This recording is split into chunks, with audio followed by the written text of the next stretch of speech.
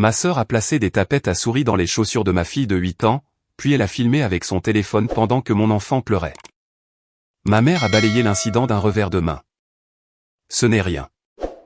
C'était la goutte d'eau qui a fait déborder le vase. Je ne leur ai pas pardonné, même quand elles sont revenues en rampant, en me suppliant. Mon réveil a bipé 2 fois puis s'est tu. Je me suis levé immédiatement, non pas parce que je me sentais en forme, mais parce que les matins chez nous n'attendaient personne.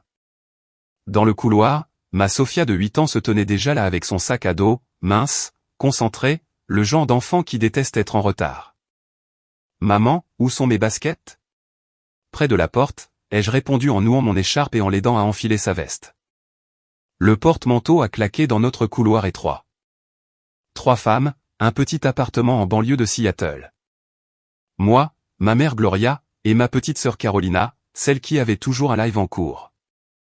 Depuis la pièce d'à côté, la voix de Carolina a éclaté comme une bulle. Salut tout le monde. Meilleure blague du matin pour les familles. Regardez ça. Je me suis figé. Chez nous, blague signifiait toujours la même chose, quelqu'un allait pleurer. Généralement moi ou mon enfant. Trouvé. Sophia s'est penchée près du banc, a sorti ses baskets et a glissé son pied dans la gauche. Clic. Le monde s'est réduit à ce bruit. Elle a poussé un cri aigu et bref, et a retiré son pied d'un coup sec. Une vraie tapette à souris en métal s'était refermée sur la semelle intérieure. La basket droite en avait une aussi. Elle s'est refermée avec un claquement quand Sophia l'a touchée. Un éclat de rire a jailli depuis l'encadrement de la porte. Carolina se tenait là, téléphone levé, en train d'enregistrer. Vous avez vu ça? Elle a sauté. C'est une blague. Hit like. Je me suis précipité en avant, j'ai arraché la tapette, et j'ai vérifié l'orteil de ma fille. Une marque rouge s'était formée sur l'ongle. Sa mâchoire était tellement crispée que ses joues tremblaient. Ne commence pas, a soupiré Gloria en sortant avec son café. C'est une plaisanterie. Elle n'est pas en verre. Une plaisanterie. J'ai tiré Sophia derrière moi pour bloquer la caméra. Tu as mis une tapette à souris dans les chaussures d'une enfant. Carolina a incliné son téléphone. Relax. C'est du contenu. Les gens adorent les blagues en famille. Les gens adorent rire de la douleur, ai-je répliqué. Ça ne rend pas ça acceptable. Quelqu'un ici a besoin de se détendre, a-t-elle chantonné. Je nous rends viral. Gloria a reniflé. Au moins ta sœur te rapporte quelque chose. Un boulot de serveuse et un gosse. Sois reconnaissante qu'elle soit populaire. Cette vieille sensation de froid est remontée en moi. Celle qui vit sous les côtes. J'ai regardé les yeux brillants de larmes de Sophia, puis son doigt rouge là où elle avait touché la tapette. Quelque chose en moi s'est refermé, exactement comme la barre de métal. Mets tes bottes de pluie, ai-je dit à Sophia. On est en retard. Carolina a fait pivoter son téléphone comme un tchat qui suit un laser. Maman, dis-lui de ne pas gâcher le stream. Les abonnés détestent l'énergie toxique. Toxique, ai-je répété en la fixant. Toxique, c'est mettre des tapettes dans les chaussures d'une enfant. C'est une tendance, a-t-elle dit. Tu sais même comment marche Internet? Sophia a enfilé une botte et m'a regardé. Maman, a-t-elle dit d'une voix calme et posée, je ne veux plus vivre ici. Ce n'était pas une crise. C'était une vérité. Cela m'a fait trembler les mains plus qu'aucun cri n'aurait pu le faire. J'ai pris mon téléphone, trouvé le numéro et appuyé sur appel. Madame Hélène Brox, c'est Morgan Wells. Je me souviens, a répondu une voix sèche et stable. J'ai une chambre de libre. N'amène pas de pleurnicherie. Nous venons aujourd'hui. Ma fille et moi, ai-je dit. Et apporte les clés de ta détermination. J'ai raccroché et j'ai regardé autour de moi dans notre couloir, ring light, trépied, une boîte de gadgets, des cafards en plastique, une crotte en plastique, 2 autres tapettes à souris, un hôtel à la quête d'attention bon marché. On s'en va, ai-je annoncé. Gloria a haussé les sourcils. Chez cette vieille sorcière en Oregon? Elle ne te prendra pas. Elle vient de le faire. Carolina a ricané. Tu vas détester. Pas d'action, pas de contenu, pas de vie. Qui va s'abonner à ton histoire larmoyante? J'ai regardé ma sœur et je n'ai vu rien de vivant. Seulement la lueur froide du ring light qui rebondissait sur un écran. Laisse le silence s'abonner à nous, ai-je répondu. J'attends ça depuis longtemps. Nous avons fait nos bagages en 20 minutes. Le sac à dos de Sophia, un dossier de papier, quelques chemises, une veste. J'ai pris une seule photo, Sophia sur une balançoire en train de rire. Carolina derrière elle, sans téléphone à la main, avec de vrais yeux et un vrai sourire. Il y avait eu une époque où le rire ne faisait pas mal. Gloria a bloqué la porte. N'ose pas emmener cet enfant. Je ne vous quitte pas, ai-je dit. Je vais vers nous. Carolina a crié depuis l'encadrement de la porte. Personne n'a ouvert cette porte pour toi. C'est ma maison. La porte, ai-je répondu. C'est moi qui l'ai ouverte. Dehors, il bruine. Le trottoir brillait comme du verre. Maman, a demandé Sophia, est-ce qu'on ne reviendra vraiment jamais? On reviendra quand on en aura envie, ai-je répondu. Mais on va vivre là où personne ne filme notre douleur. Nous avons marché jusqu'à l'arrêt de bus et, pour la première fois depuis des années, je n'ai pas regardé en arrière. Le bus pour Portland est arrivé rapidement, comme s'il avait attendu mon « oui ». J'ai acheté 2 billets et installé Sophia près de la fenêtre. Maman, a-t-elle dit, le front contre la vitre, est-ce qu'on peut avoir un chien? Si on en veut un, ai-je répondu en souriant. Demain, on recommence à zéro. Nous sommes arrivés près du coucher du soleil, feuilles mouillées, une vieille balançoire, une lumière sur le porche. Sur les marches se tenait Madame Hélène Brox, grande, cheveux argentés, un manteau jeté sur une robe, les clés à la main. Entrez, a-t-elle dit. La soupe refroidit. On parlera après le dîner. La maison nous a accueillis avec du silence et l'odeur du pain, de vieilles photos au mur, une table simple, sans ring lights, sans piège, juste de la chaleur. Sophia s'est assise sur un haut tabouret, les jambes balançantes. Au lit à 21h, a dit Hélène. École demain. L'enseignante est stricte mais juste. J'ai hoché la tête. Ces mots ne ressemblaient pas à des ordres. Ils ressemblaient à des poutres, aux os d'un endroit où la vie tient debout. Le lendemain matin, Hélène a accompagné Sophia à l'école élémentaire du quartier et m'a tracé ma nouvelle carte du monde, épicerie, clinique, bus, bureau de poste. Au coin de la rue, un petit café. Sur la porte, une pancarte « On recherche du personnel ». Tu vas entrer, a demandé Hélène. J'y vais, ai-je répondu en respirant l'odeur du café fraîchement moulu. La propriétaire, Cathy, m'a observé de ses yeux vifs et gentils. Tu as un peu d'expérience? Tu sais sourire. Je sais. Alors tu apprendras le reste. Les horaires sont serrés. Les pourboires sont honnêtes. Marché conclu. Marché conclu. À midi, j'essuyais les tables et je me trompais dans les commandes. Sans mousse n'est pas la même chose que sans lait. Je m'excusais, je recommençais, je ne lâchais rien. À la fermeture, mes jambes vibraient et ma poche contenait 25 € en liquide plus un bon pour le déjeuner.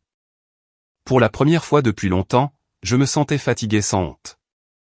À la maison, Hélène faisait réviser les devoirs. Là, disait-elle, douce mais ferme. Chasse les erreurs avant qu'elles s'installent. J'ai posé une petite tarte sur la table, achetée avec ma monnaie. Dessert après la grammaire, a dit Hélène. Sophia a vu la douceur dans son regard et a souri. Ce soir-là était une exception. Notre rythme nous a trouvés. Jour au café, à apprendre la différence entre sucré mais sans sirop et sans sucré mais vanille. S'excuser d'une façon que les gens croient. Sourire quand j'avais envie de tout lâcher. Soirée à la maison, dîner, devoir, le bruit de la machine à laver, des post-it sur le frigo, des listes pour le lendemain. Matin, grande inspiration, 3 pas jusqu'à la porte. Allez. Une semaine plus tard, j'ai pris un deuxième petit boulot en bas, chez Madame Patterson, la voisine aux yeux perçants et aux genoux fragiles. Je le faisais moi-même, a-t-elle dit. Mais les articulations ne veulent plus. Poussière, sol, lait. Le chat va râler. C'est lui qui dirige ici. Je nettoyais, je faisais de la soupe, je changeais les draps. J'ai essayé de refuser l'argent. Elle m'a glissé un billet de 20 dans la paume. Ce n'est pas pour le ménage, a-t-elle dit.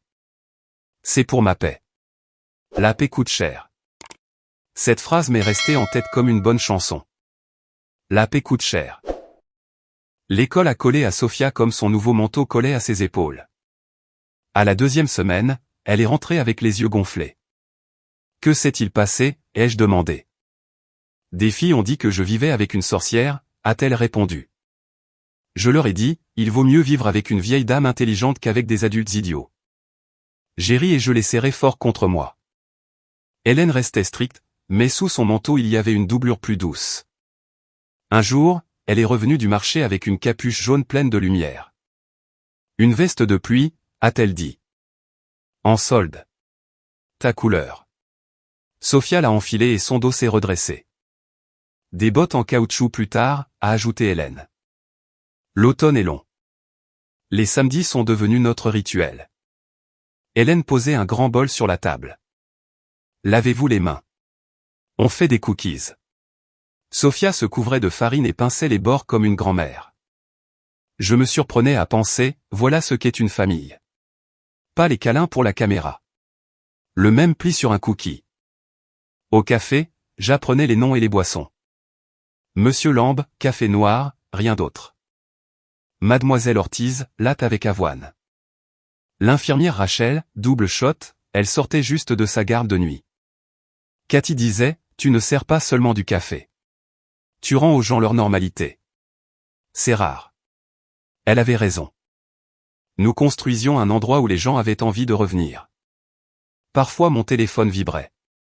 Carolina, comment va la ville ennuyeuse? Je supprimais. Gloria, enfant ingrate. Ta sœur te manque. Reviens. Je ne répondais pas. Le silence était plus gentil que leurs mots. Le soir, je m'asseyais avec Madame Patterson. Pilule à heure fixe, compresse chaude, conversation tranquille. Un soir, elle m'a passé une boîte de vieux papiers. Vente de charité de l'église, a-t-elle dit. Et la clé sur l'étagère du haut, étiquette grenier. Aère la maison au printemps. J'ai glissé la clé dans ma poche. Certaines choses n'ont pas besoin de mots tout de suite. Sofia continuait à s'épanouir. À l'école, ils apprenaient à faire de la pâte et elle rentrait à la maison couverte de farine de la tête aux pieds. Comment je la rends fluffy, demandait-elle. Tamise la farine. Ne te précipite pas, disait Hélène. Et souviens-toi, la pâte aime les mains chaudes et une maison calme. Elle disait cela en me regardant comme si elle voyait enfin, non plus une fille qui faisait des erreurs, mais une femme qui savait ce qu'elle faisait.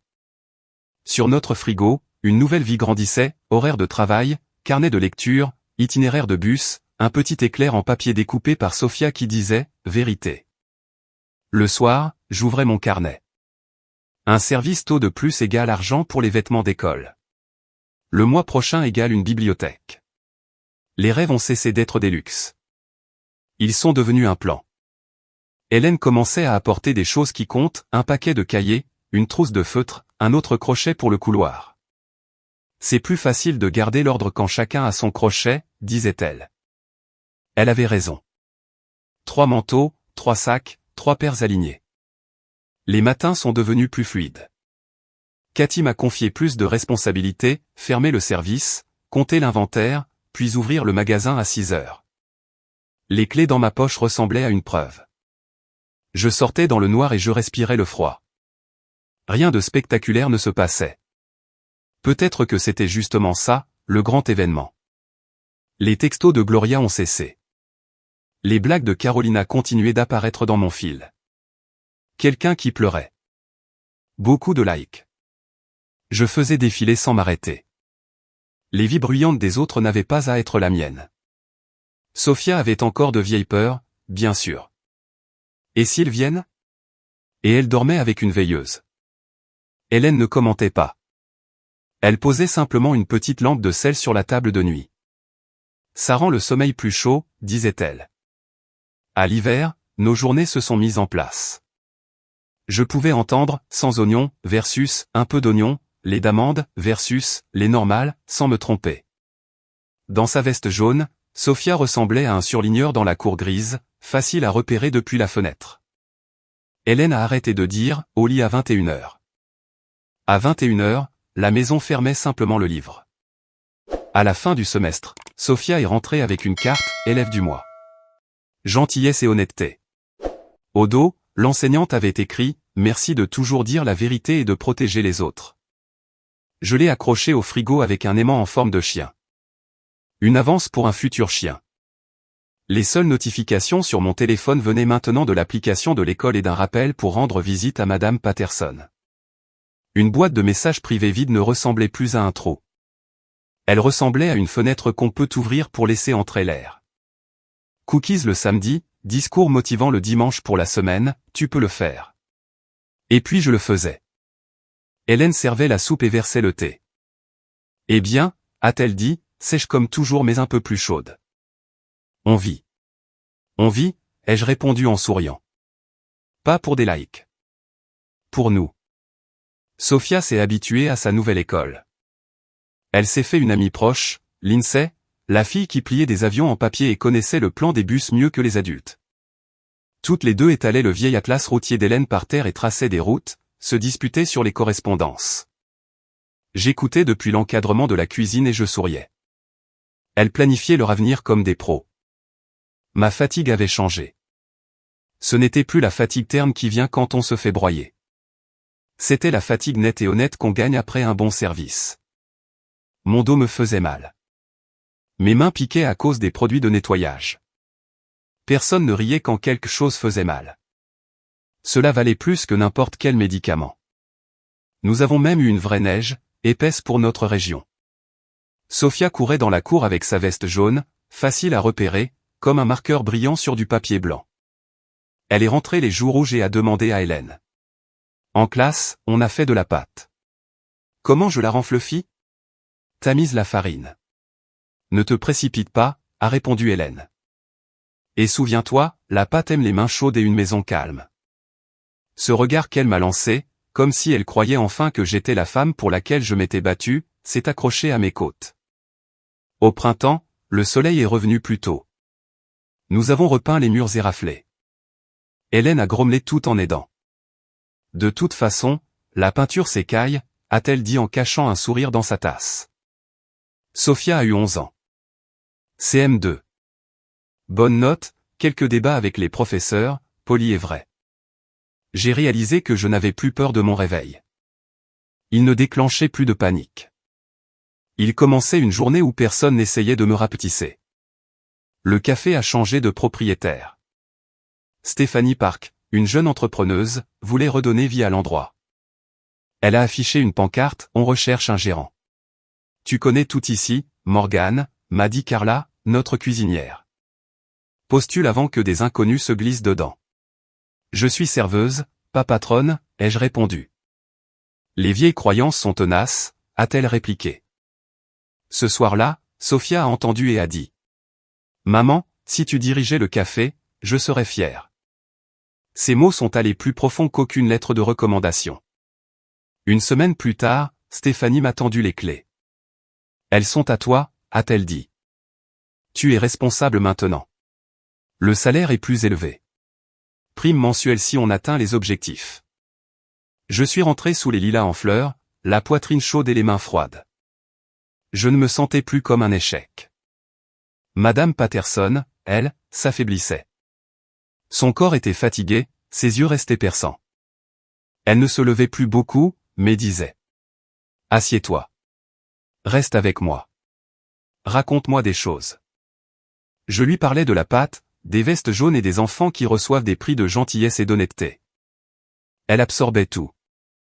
Tu es une bonne femme, disait-elle. Tu n'attends pas les cadeaux. Mais j'en ai un quand même. Pour les photos, j'ai demandé. Je les mettrai dans une boîte. Pour l'appartement, a-t-elle répondu. Calme. Les papiers définitifs sont chez mon avocat. Je suis fatigué de vivre seul. Tu as apporté de la vie ici. Laisse-la te servir. Non, je ne peux pas, ai-je commencé. Si, tu peux, a-t-elle dit doucement. Les maisons meurent avec leurs propriétaires si personne n'y entre plus. Je veux savoir qu'il y aura du thé, des rires et l'odeur de quelque chose qui cuit. Un mois plus tard, elle n'était plus là. L'enterrement a été simple, moi, Sophia, une voisine. Dans son appartement, Une enveloppe était posée sur la table. Des clés à l'intérieur et un mot. Merci pour ton aide et ta gentillesse. Vis comme si c'était chez toi. J'ai pleuré longtemps et en silence, non pas seulement de chagrin, bien qu'il y en ait eu, mais d'avoir été vu, de ne plus être une ombre. Déménager est devenu un marqueur dans notre histoire. Hélène a aidé, en se plaignant tout en portant des cartons, en apportant des plateaux de semis. Au moins fais pousser des tomates si tu continues à acheter des fleurs, a-t-elle dit en poussant une boîte de terre vers nous. Sophia avait maintenant sa propre chambre, des dessins au mur, une photo de classe scotchée au-dessus du bureau. Maman, a-t-elle dit, je n'ai plus honte d'inviter des amis. Que ce soit encombré seulement parce qu'il y a de l'amour, lui ai-je répondu en la serrant dans mes bras. 5 années de plus ont filé comme un chien sans laisse. Sophia a eu 16 ans, grande, calme, sûre d'elle. Ses yeux disaient qu'elle avait une colonne vertébrale. Le café est devenu une petite chaîne. 6 endroits cosy autour de Portland et des environs. Dans chacun, ça sentait comme à la maison, vanille, café, pâtisserie fraîche. Sur chaque mur était accrochée une photo encadrée d'Hélène. Ce regard ferme, son châle tricoté, et une phrase en dessous. Une maison chaleureuse commence par des mains propres et des paroles honnêtes. Hélène sortait moins. Sa vue baissait. Ses genoux étaient pires. Son esprit restait de fer. Je m'occupais d'elle aussi doucement qu'elle nous avait accueillis. Pas de chichi, juste de l'amour. L'essentiel, c'est qu'elle soit devenue une personne, disait Hélène. Le reste, c'est de la poussière. Le reste, c'est juste la route. Je souriais. Puis le passé a frappé. Pas comme une tempête, plutôt comme un courant d'air sous la porte. Mon téléphone a sonné à l'aube. J'étais en train de lasser mes chaussures pour une réunion avec des investisseurs. Morgan Wells. La voix de l'homme était rauque, comme s'il ne l'avait pas utilisée gentiment depuis des années. Je suis désolé d'appeler comme ça. Je m'appelle Yann. Je suis le père de Sophia. La tasse a tremblé dans mes mains. Je me suis assise sur la première marche. Qu'est-ce que tu as dit? J'étais en prison, a-t-il dit. Pas pour ce que j'ai fait, mais pour ce que je n'ai pas fait. J'ai gardé le silence quand j'aurais dû parler. J'ai écrit des lettres. Beaucoup. Ta mère, Gloria, ne les a jamais transmises. Elle disait que tu ne les voulais pas. Elle n'avait rien transmis. J'ai quitté bêtement en pensant que j'allais gagner de l'argent, me remettre sur pied, faire les choses bien, le mettre par écrit. Puis j'ai tout gâché et tout a déraillé. C'est fini maintenant. Est-ce que je peux venir? Je ne veux pas de pitié. Je veux juste voir ma fille. Je suis restée silencieuse longtemps.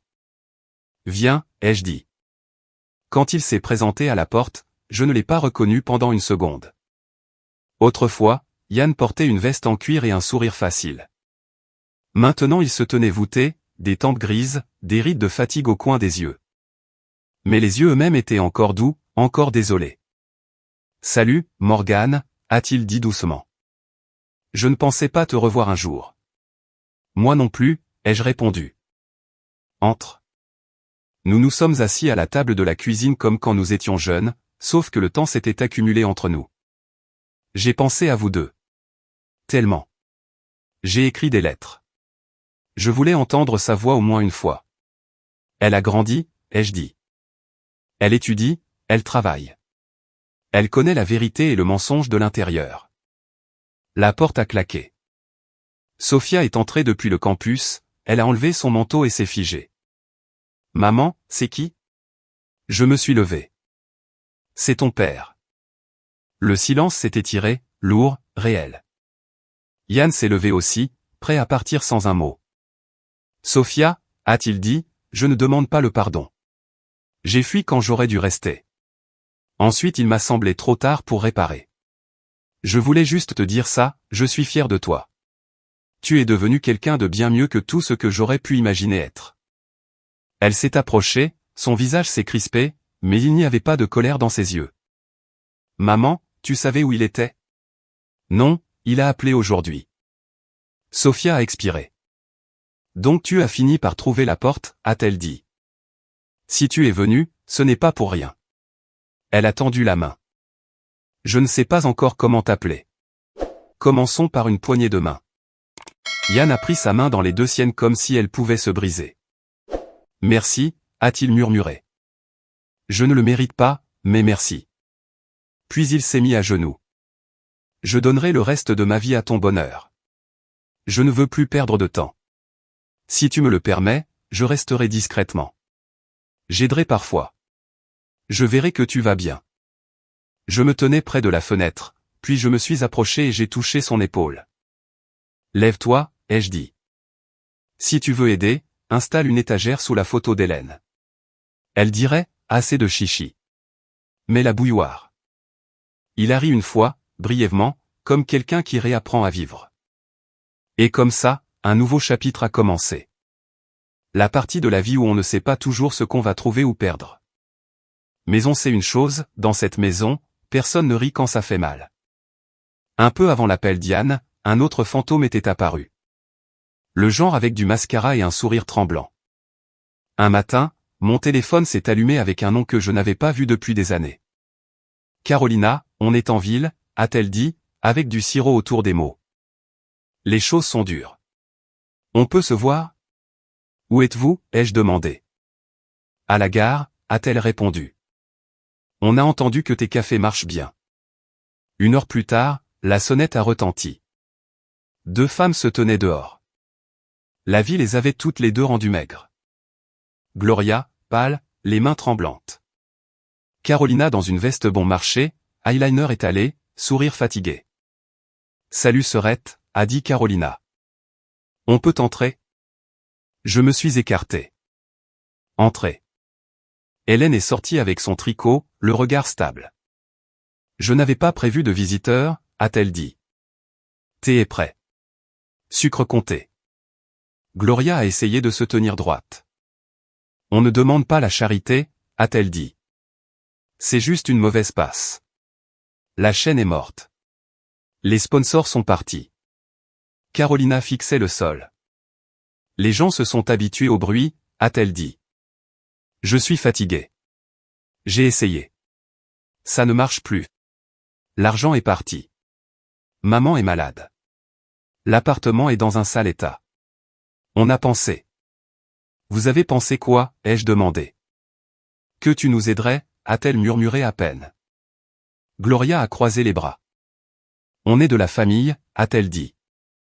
On n'est pas des inconnus. La famille, ce n'est pas mettre des tapettes à souris dans les chaussures d'une enfant pour des vues, ai-je répondu. J'ai été stupide, a marmonné Gloria. J'avais l'impression de la protéger. De la protéger de quoi, ai-je demandé. De sa conscience. Sophia est sortie de sa chambre, grande, calme, plus femme que fille maintenant. Bonjour, a-t-elle dit. Je me souviens de vous. Vous riez. Carolina est devenue pâle. Sophia, c'était tellement bête. Je veux dire que je suis désolé. Je veux te demander quelque chose. Sophia a répondu d'une voix ferme. Est-ce que tu as déjà eu honte? Même une seule fois? Quand tu as posé les tapettes, quand tu as ri. Carolina a fixé ses chaussures. Oui, a-t-elle murmuré. Mais plus tard. Plus tard, ce n'est pas jamais, a dit Sophia. Mais le pardon ne vient pas quand l'argent arrive. Elle m'a regardé. Maman, je vais finir mes devoirs. La porte a claqué. Gloria a commencé à pleurer, doucement et de façon fragile. Elle a grandi, a-t-elle murmuré. Je ne savais pas qui elle était. Bien sûr que non, a dit Hélène, les yeux sur sa laine. Pendant que vous couriez après les likes, quelqu'un grandissait ici. Je ne veux pas d'argent, a dit Carolina en se levant. Je suis tellement fatiguée. Tout s'est effondré. Personne n'écoute. Tout le monde a oublié. J'espérais que tu me pardonnerais. Je l'ai regardé longtemps. Le téléphone dans sa main ressemblait à une partie perdue d'elle-même, pas à un outil. Le pardon est possible, ai-je dit. La confiance, c'est autre chose. Donc tu ne nous aides pas, a demandé Gloria. Je vais vous aider, ai-je répondu. Je prierai pour que vous trouviez un peu de conscience.